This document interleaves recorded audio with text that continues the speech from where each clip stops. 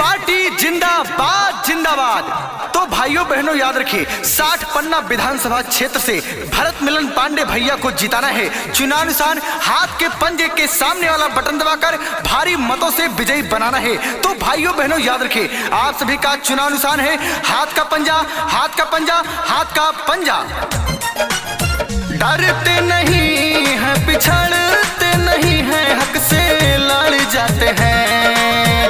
डरते नहीं है, पिछड़ते नहीं है, हक से लड़ जाते हैं। हमारे भरत मिलन भैया जनता के लिए लड़ जाते हैं। हमारे भरत मिलन भैया जनता के लिए लड़ जाते हैं।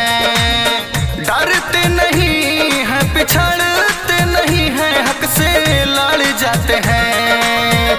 डरते नहीं है, पिछड़ते नहीं है, हक से लड़ जाते हैं। हमारे भरत मिलन भैया जनता के लिए लड़ जाते हैं। हमारे भरत मिलन भैया जनता के लिए लड़ जाते हैं। भाइयों बहनों याद रखिए 60 पन्ना विधानसभा क्षेत्र से भरत मिलन पांडे भैया को जिताना है। चुनावानुसार हाथ के पंजे के सामने वाला बटन दबाकर भारी मतों से विजयी बनाना है। तो भाइयों बहनों याद रखिए आप सभी का चुनावानुसार है हाथ का पंजा, हाथ का पंजा, हाथ का पंजा। सत्य नहीं छोड़ेंगे, दिलों को दिल से जोड़ेंगे। सत्ता का घमंड जिनको उनका वहम तोड़ेंगे।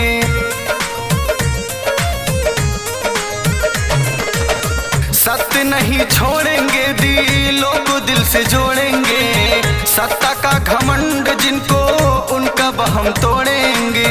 जनता दीवानी पर अक्सर विरोधी इनसे चिढ़ जाते हैं। जनता दीवानी पर अक्सर विरोधी इनसे चिढ़ जाते हैं। हमारे भरत मिलन भैया जनता के लिए लड़ जाते हैं।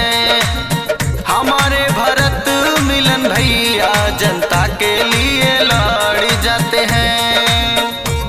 तो भाइयों बहनों याद रखिए 60 पन्ना विधानसभा क्षेत्र से भरत मिलन पांडे भैया को जिताना है। चुनावानुसार हाथ के पंजे के सामने वाला बटन दबाकर भारी मतों से विजयी बनाना है। तो भाइयों बहनों याद रखिए आप सभी का चुनावानुसार है हाथ का पंजा, हाथ का पंजा, हाथ का पंजा। पढ़े लिखे सच्चे ईमानदार भैया नेता हैं। मृदुभाषी मिलनसार जनता के चहेता हैं।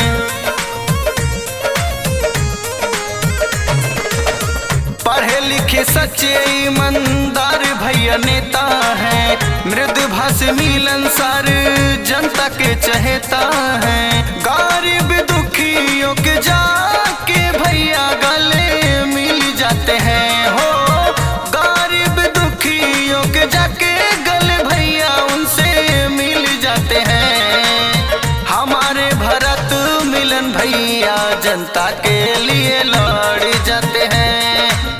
हमारे भरत मिलन भैया जनता के लिए लड़ जाते हैं। तो भाइयों बहनों याद रखिए 60 पन्ना विधानसभा क्षेत्र से भरत मिलन पांडे भैया को जिताना है। चुनावानुसार हाथ के पंजे के सामने वाला बटन दबाकर भारी मतों से विजयी बनाना है। तो भाइयों बहनों याद रखिए आप सभी का चुनावानुसार है हाथ का पंजा, हाथ का पंजा, हाथ का पंजा। जनता के सुख दुख का इनको एहसास है। सत्ता की न लालच, देश सेवा में विश्वास है। जनता के सुख दुख का इनको एहसास है। सत्ता की न लालच, देश सेवा में विश्वास है। जहाँ भी जाते लोग दिल से है मिलते चेहरे खिल जाते हैं। हो जहाँ भी जाते लोग दिल से है मिलते चेहरे खिल जाते हैं। हमारे भरत मिलन भैया जनता के लिए लड़ जाते हैं। हमारे भरत मिलन भैया जनता के लिए लड़ जाते हैं। डरते नहीं है, पिछड़ते नहीं है, हक से लड़ जाते हैं। डरते नहीं है, पिछड़